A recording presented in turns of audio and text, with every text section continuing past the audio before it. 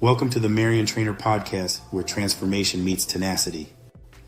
I'm Marion Benton, a fitness coach, motivational speaker, and a living testament that setbacks are just setups for comebacks. This podcast is for my go-getters and everyone ready for change. Here, we dive into the power of perseverance, mindset, and building the habits that create a roadmap to success in fitness and in life. If you're ready to break through limits and ignite your potential, you're in the right place. It's now or never. Let's get started. Hello, everyone. Welcome to another episode of Mariontrainer Keep It Simple podcast. I'm your host, Marion Benton, here to guide you through essential steps to manage your expectations effectively. Today, we'll transform our approach into practical how-to guide that helps you, basically going to help you maintain your motivation, foster a better approach to managing your expectation.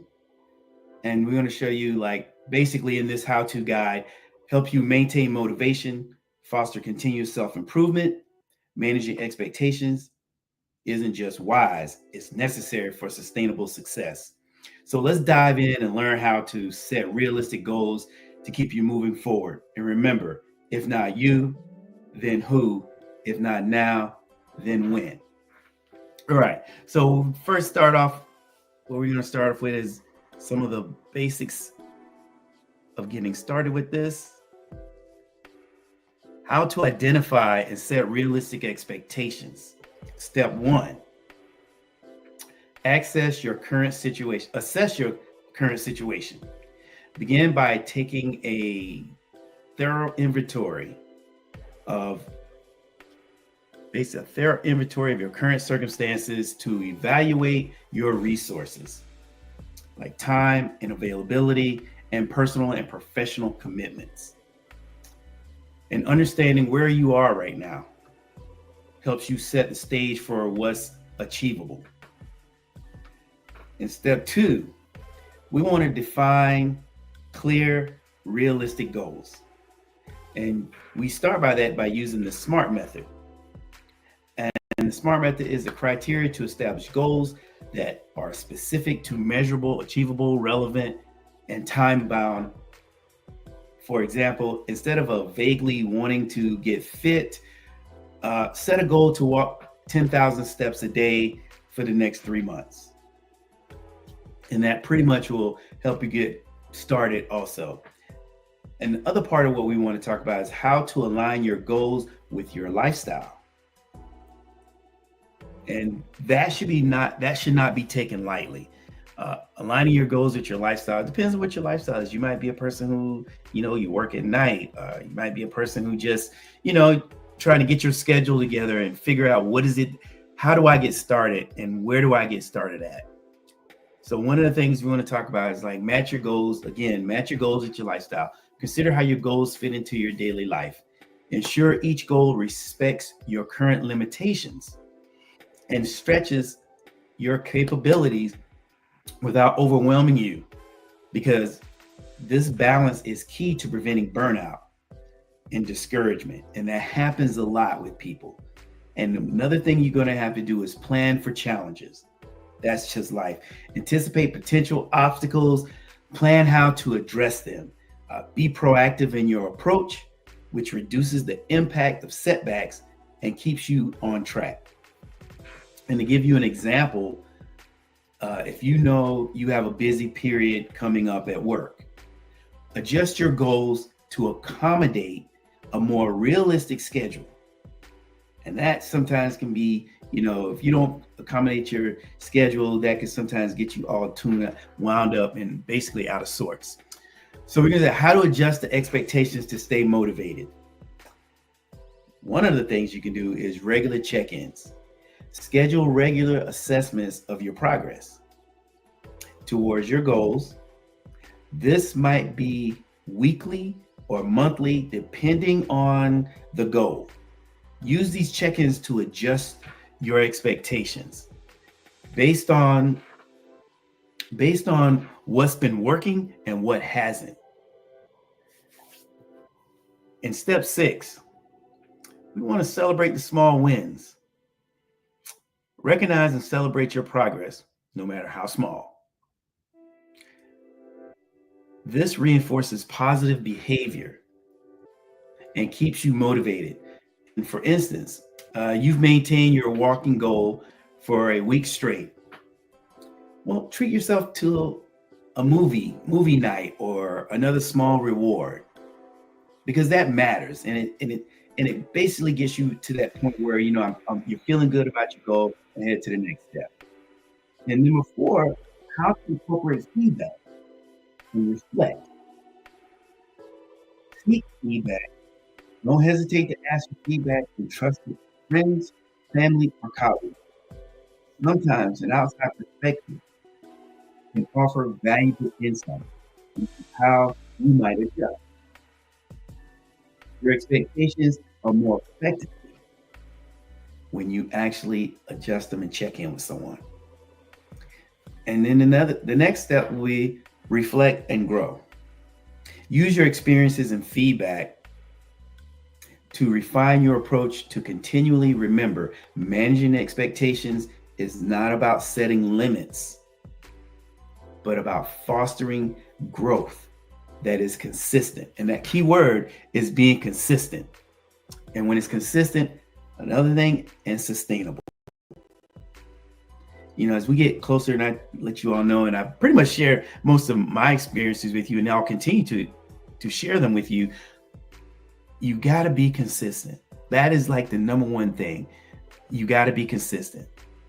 And as we get close to, wrapping up today's how-to guide of managing expectations, keep in mind that this process is about empowering yourself to achieve lasting change.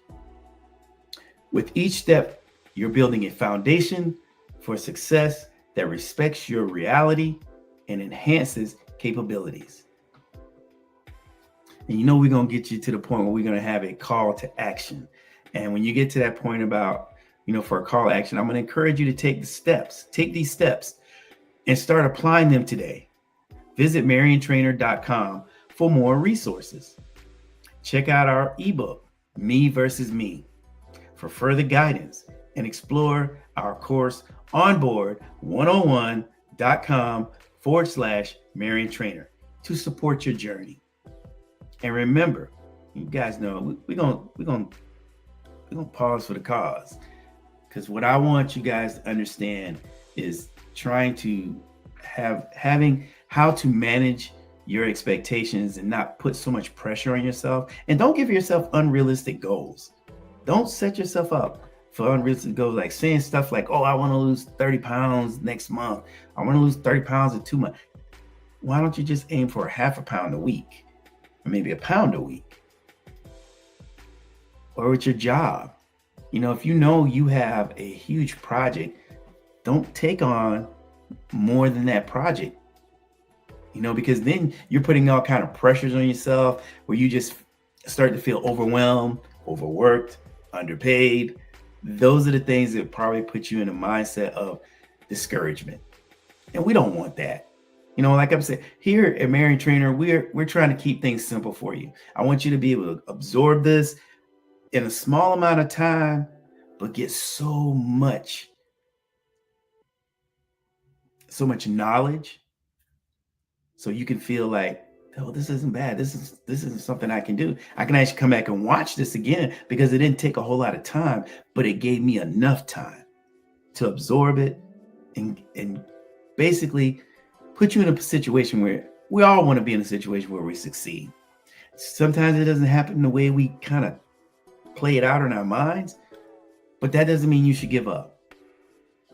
You manage those expectations, saying, today wasn't the best day, but tomorrow's going to be better, and I'm going to make sure that it is. You have to, where the mind goes, the body will follow. You have to put yourself in that mindset in order to set yourself up for success.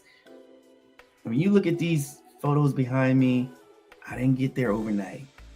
I had that vision. But I promise you, it did not happen in a year, or 2 years, or 3 years. I mean, it was basically almost a decade.